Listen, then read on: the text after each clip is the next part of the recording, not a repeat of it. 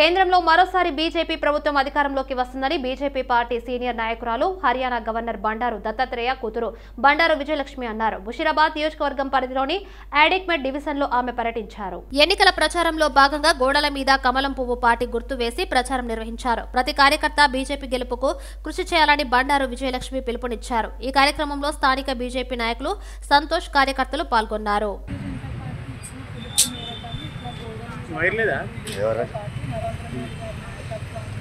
మేము బలపరుస్తూ ఇట్లా ఈసారి వచ్చే మోడీ సర్కార్ మూడోసారి ఫామ్ అయ్యే గవర్నమెంట్ ఈసారి 400 పైగా సీట్లు సాధిస్తుందని మేము అందరం నమ్ముతూ భారతీయ జనతా పార్టీ కార్యకర్తలుగా ఈరోజు అడిక్మెట్ డివిజన్లో డివిజన్ ప్రెసిడెంట్ నరేష్తో పాటు భారతీయ జనతా పార్టీ నాయకులతో పాటు అసెంబ్లీకి ప్రతి చేసిన సూపరాజు గారు కూడా ఈ కార్యక్రమంలో పాల్గొన్నారు.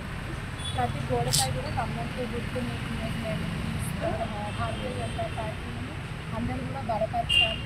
నరేంద్ర మోడీ నాయకత్వాన్ని బలపరిస్తూ నరేంద్ర మోడీ గారు చేసిన అభివృద్ధి కార్యక్రమాలు కానీ ప్రజల పక్షాన ఆయన ఇంటూ చేసిన ప్రతి కార్యక్రమాన్ని కూడా ఆ కమ్మత్తు చూస్తే అందరికీ గుర్తొస్తుంది అనే విధంగా మేము అందరం ఈ కార్యక్రమాన్ని చేపట్టాం.